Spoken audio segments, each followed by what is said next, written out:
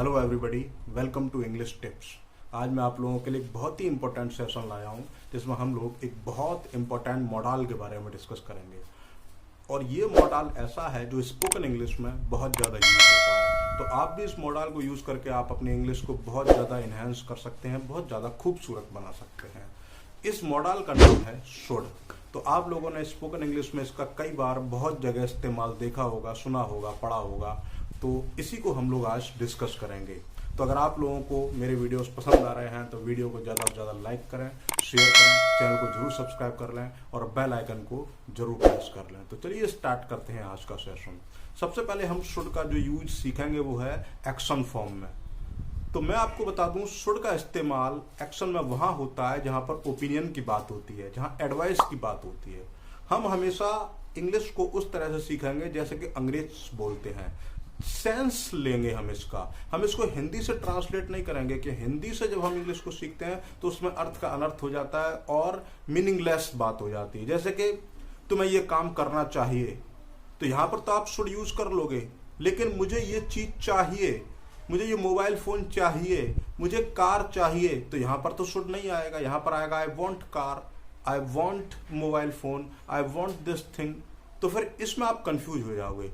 तो चाहिए मैं शुड का यूज करना है, उस तरह से हम नहीं सीखेंगे। हम इस तरह से सीखेंगे कि अंग्रेज कैसे करते हैं, सेंस क्या है। तो सेंस है शुड का इस्तेमाल वहां पर होता है जहां पर एडवाइस दी जाती है, जहां पर ओपिनियन दिया जाता है। तो इसका स्ट्रक्चर हो जाएगा subject plus should plus action या फिर बेस फॉर्म ऑफ वर्ब या फिर वर्ब की फर्स्ट फॉर्म। तो जैसे कि तुम्हें क्रिकेट खेलना चाहिए, यू शुड प्ले क्रिकेट। तुम्हें सुबह जल्दी उठना चाहिए, you should get up early in the morning. तुम्हें योगा करना चाहिए, you should do yoga, you should practice yoga. तुम्हें रोज एक्सरसाइज करनी चाहिए, you should do exercise every day. तो ये एक्शन की फॉर्म है। तो ये अफर्मेटिव यूज हो गया। अब नेगेटिव यूज कैसे होगा? तो नेगेटिव यूज में subject plus should plus not plus action. तुम्हें ज्यादा नहीं सोना चाहिए, तुम्हें ज्यादा नहीं सोचना चाहिए, you should not think extremely और एक्सेसिवली। तुम्हें ज्यादा नहीं खेलना चाहिए, you should not play much more. तुम्हें ज्यादा बात नहीं करनी चाहिए, you should not talk a lot, you should not talk extremely. तुम्हें बकवास नहीं करनी चाहिए, you should not talk nonsense. तुम्हें इधर उधर नहीं घूमना चाहिए, you should not roam here and there. तुम्हें रात को लेट नाइट बाहर नहीं जाना चाहिए, you should not go outside late night. अब इंटेरोगेटिव में कैसे यूज करेंगे? तो इंटेरोगेटिव में शुड पहले आएगा, सब्जेक्ट बाद में आएगा और एक्शन की फर्स्ट फॉर्म बाद में आएगी। Should subject plus action. क्या मुझे क्रिकेट खेलना चाहिए? Should I play cricket. क्या मुझे रात में खेलना चाहिए? Should I play at night. क्या मुझे हिंदी सीखनी चाहिए? Should I learn Hindi.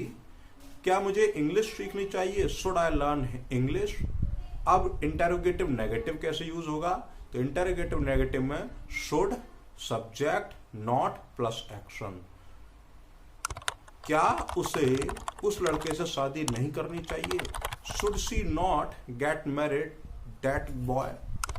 क्या उसे एमबीए नहीं करना चाहिए? Should he not pursue MBA. क्या उसे आगरा नहीं जाना चाहिए? Should he not visit Agra. तो ये एक्शन फॉर्म में शुड के सारे यूज हो गए, अफर्मेटिव, नेगेटिव, इंटेरोगेटिव और इंटेरोगेटिव नेगेटिव। तो शुड का एक्शन में हमेशा वहां यूज होगा जहां पर एडवाइस दी जाएगी, जहां पर ओपिनियन दिया जाएगा। अब हम इसका दूसरा यूज सीखेंगे जो स्टेट ऑफ बीइंग में शुड कैसे यूज होता है। स्टेट ऑफ बीइंग का मतलब होता है कि तुम किस पोजीशन में, किस स्टेट में हो। मतलब जैसे कि तुम्हें टैलेंटेड होना चाहिए, यू शुड बी टैलेंटेड। तुम्हें स्मार्ट होना चाहिए, यू शुड बी स्मार्ट। तुम्हें आज घर पे होना चाहिए, you should be at home today.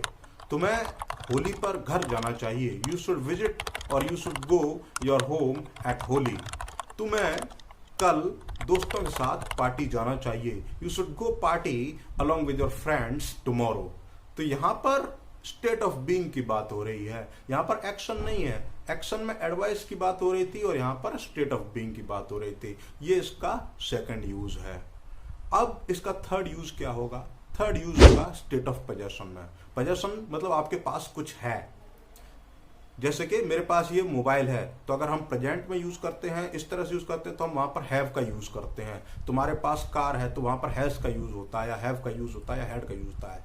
लेकिन जब शुड का स्टेट ऑफ पोजेशन में यूज करते हैं तो तुम्हारे पास कार होनी चाहिए, you should have a car. तुम्हारे पास एक आईफोन होना चाहिए, you should have an iPhone. तुम्हारे पास लग्जरी घर होना चाहिए, you should have a luxurious villa. तो इस तरह से स्टेट ऑफ पोजेशन में भी शुड का यूज होता है। तो शुड के प्रेजेंट में 3 यूज होते हैं। एक एक्शन में जहां पर ओपिनियन या एडवाइस दी जाती है, दूसरा स्टेट ऑफ बीइंग में, और तीसरा स्टेट ऑफ पोजेशन में। अब स्टेट ऑफ पोजेशन में नेगेटिव में कैसे यूज करेंगे? स्टूडेंट के पास फोन नहीं होना चाहिए, should not have a phone. तरह से नेगेटिव में हम स्टेट ऑफ पोजेशन में शुड का यूज कर सकते हैं। तो ये सारे शुड के यूज हैं। अगर आपको ये सेशन पसंद आया तो इस सेशन को ज़्यादा से ज़्यादा लाइक करें, शेयर करें, चैनल को सब्सक्राइब कर लें और बेल आइकन को प्रेस कर लें। नेक्स्ट सेशन तक के लिए गुड लक, स्टे हैप्पी।